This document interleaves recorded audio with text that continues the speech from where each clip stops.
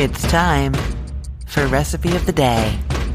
Happy the Wednesday after Memorial Day, or what I will call there's half a watermelon in my fridge day. This happens all the time when I have one of these big holiday weekends. I get a watermelon and I think we're going to get through it, and then we don't. And I will say, actually, over the years, sometimes I just wouldn't even get one of those big watermelons because I was afraid we wouldn't get through it. I'd only get one if we were having a party or there was going to be a big gang over because I didn't want it to be wasted. And then I started freezing watermelon, and I want to tell you about some great ways to do that and things you can do with it. So my favorite way to freeze watermelon, and I will admit that I used to do this way more when my kids were younger than I do now, but I still think it's really great, is you literally just cut it into triangular wedges, like picture, a normal watermelon slice that you've cut into those triangles with the rind on that you're just going to eat straight off the rind. Like that kind of size, thickness, shape of triangle watermelon wedge, but slice off the rind. And then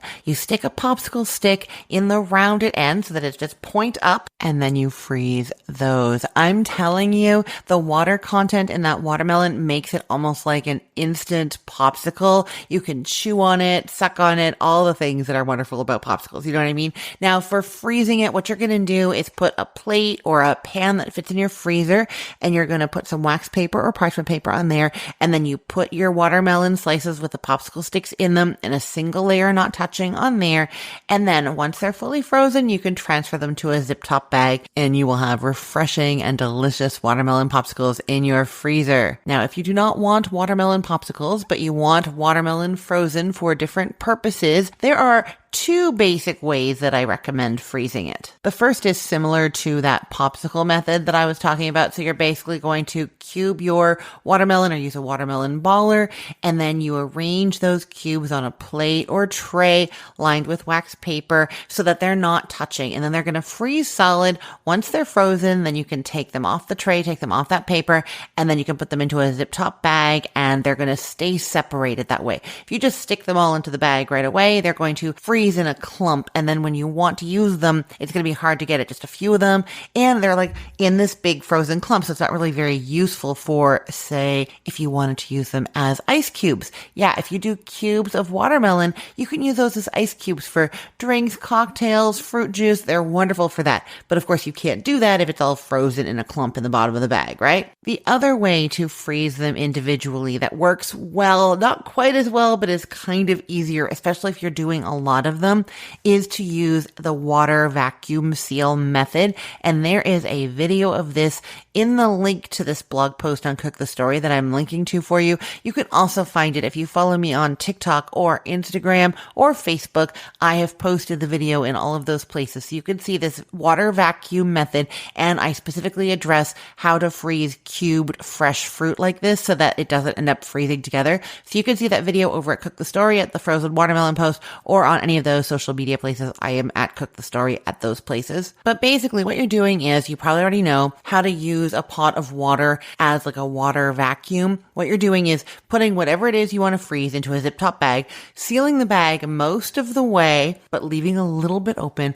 holding it there because otherwise it's going to just keep opening where you already sealed it. Then you submerge that whole bag in your pot of water, just regular tap water. It's going down in there until everything, the bag and everything in it, is submerged in the water except for that little opening that you left. Then leave it for a moment. The water is actually pushing all the air out of that bag. It's almost like the reason that bubbles of air float to the surface of water in like a pool or anywhere else. The air in the bag is like that, and it's floating up and out of your bag, being displaced by that water. Now, at that point, there's no air left in the bag. You just quickly seal that last little corner, pull it out, and the bag is sealed. Now, you can just do that just like that if you're freezing frozen fruit and they're already sort of individually done. Like if you buy like a bag of smoothie fruit, for instance, frozen blueberries, or if you froze it already on a tray and then put it into the bag separate, that's going to be just fine. But if you're starting with fresh fruit, you can still use this technique. But what you're going to do is you're going to put your hand under the bag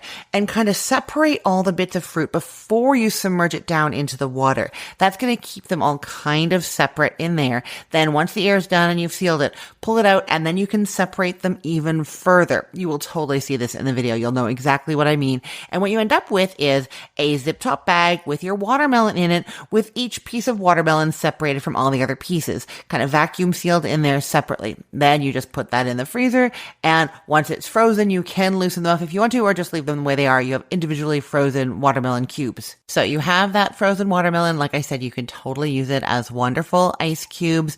The other main things that I would use it for is to add to smoothies or other kind of pureed drinks. That's how it's best. Unfortunately, when you thaw watermelon, it doesn't have that same texture it had before. It's kind of mushier, so you're not going to want to just like snack on it, but you can snack on those frozen cubes. They're as tasty as those frozen watermelon popsicles. And, you know, like I said, use them as ice cubes. Oh, and I almost forgot. You can use your frozen watermelon to make watermelon juice, fresh homemade watermelon juice whenever you want it.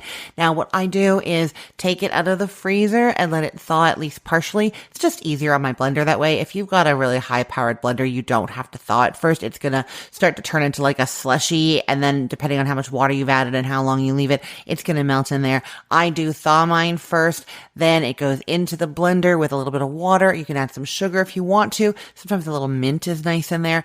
Blend that all up, and then once it's blended, if you like the pulp and you want all that in there, you can just drink it as is. It's going to separate into layers, so you always need to stir it before drinking it, or you can strain it. Just strain it through a fine mesh sieve, or even a colander with a little bit bigger holes is going to work. You're just trying to get rid of the bigger, pulpier pieces, and then you have your fresh watermelon juice. Okay, I will put the link to the frozen watermelon post from Cook the Story in the show notes for this podcast episode, or you can head to cookthestory.com/ROTD and get it there.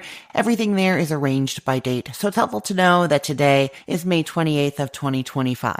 And if you love my recipes and all of my cooking ideas, make sure you're following me on social media. I'm Cook the Story everywhere that I play out in that world. That is Instagram, TikTok, Facebook, and Pinterest for sure. Find me over there, Cook the Story. I have tons of delicious recipes shared over there all the time. Videos, pictures, reviews. You will be inspired over there all the time. I'm Christine Pittman from cookthestory.com, thecookful.com, the all-new chicken cookbook, and from this podcast, Recipe of the Day. I hope you have a great day. Let's get cooking.